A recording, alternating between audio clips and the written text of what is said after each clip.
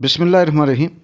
جے dot inspire تنہا مسافر قسط نمبر 18۔ اگر یہ سب متحد ہو جائیں تو شیر بھی ان کا کچھ نہیں بگاڑ سکتا۔ پھر خیال آتا کہ شاید باقی جانور طاقتوروں کو مجرم تسلیم کر چکے ہوں، لیکن کسی میں اتنی ہمت نہیں کہ اس کے خلاف کھڑے ہو سکے۔ وہ سب غیر جانبداری کی چادر اوڑھے یہ بھول جاتے ہیں کہ کل کو یہی ظلم ان پر بھی ہو سکتا ہے۔ وہ یہ نہیں سوچتے کہ طاقتور کے مظالم کو برداشت کرنا اس کے حوصلے کو بڑھانے کے مترادف ہے۔ عمران کے دل میں یہ سوال اٹھا کہ کیا یہ رویہ صرف جنگل تک محدود ہے یا انسانوں کی دنیا میں بھی یہی اصول چلتا ہے؟ کیا ہم بھی طاقتور کے ظلم کے سامنے خاموش تماشائی بنے رہتے ہیں؟ یہ سوچ کر کہ مسئلہ ہمارا نہیں، عمران کے دل میں ایک عجیب بے چینی پیدا ہو رہی تھی۔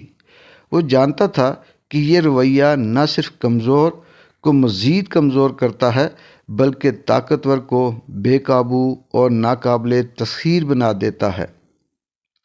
یہ جنگل کی زندگی کا ایک ایسا تلخ سبق تھا جس نے عمران کو سوچنے پر مجبور کر دیا کہ غیر جانبداری بھی کبھی کبھار جرم کے مترادف ہو سکتی ہے، اور مظلوم کی حمایت نہ کرنا در حقیقت ظالم کا ساتھ دینے کے برابر ہے۔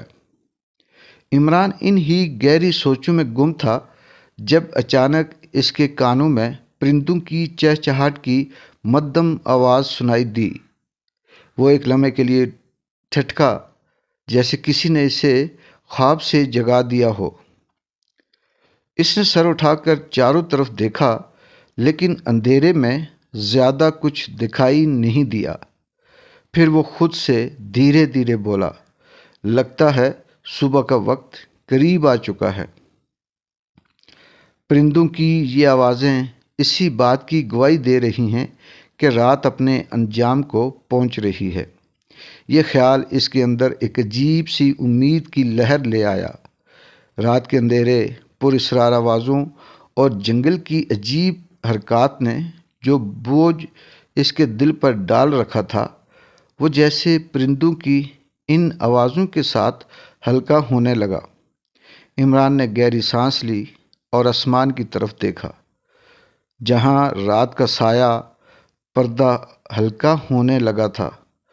اس کے دل میں ایک عجیب سی خوشی اور سکون تھا، جیسے رات کے ساتھ اس کے سوالات اور خوف بھی ختم ہو رہے ہوں۔ وہ خود کلامی میں کہنے لگا، یہ پرندے بھی کمال کے ہیں، ہر صبح امید کی نئی کرن کے ساتھ اپنی آوازوں سے اعلان کرتے ہیں کہ زندگی کا سفر ابھی ختم نہیں ہوا۔ رات چاہے جتنی بھی لمبی ہو، اس کا اختتام ضرور ہوتا ہے۔ عمران کے دل میں ایک نیا عزم جاگ اٹھا کہ صبح کی روشنی کے ساتھ ہی وہ اپنی منزل کی تلاش میں نکلے گا۔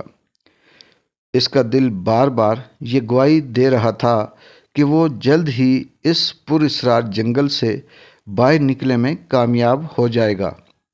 لیکن جیسے ہی اس نے خود پر نظر ڈالی، حقیقت کا احساس ایک جھٹکے کی طرح اس کے سامنے آیا۔ اس کے جسم پر درخت کی ٹہنیوں کے گہرے نشان تھے اور ہر جگہ سے درد کی لہریں اٹھ رہی تھی۔ اس کی شیپ بڑھ چکی تھی اور اس کے کپڑے دھول اور پسینے کی بدبو سے بھرے ہوئے تھے۔ عمران نے ایک لمحے کے لیے اپنے حال پر غور کیا، پھر خود سے مسکراتے ہوئے بولا، اوے عمران، تمہاری یہ حالت دیکھ کر اگر آدمیوں کی بستی میں پہنچے تو لوگ تمہیں پہچانیں گے بھی نہیں۔ کہیں یہ نہ ہو کہ لوگ تمہیں کوئی جنگلی مخلوق سمجھ لیں اور بھاگنے لگیں۔ اس خیال پر وہ ایک لمحے کو ہنسا، لیکن پھر فوراً سنجیدہ ہو گیا۔ اس نے اپنے بکھرے ہوئے بالوں اور میلے کپڑوں کو ٹھیک کرنے کی ناکام سی کوشش کی۔ جے ڈاٹ انسپائر سے تنہا مسافر کی اگلی قسط تک اجازت دیں۔ اللہ حافظ۔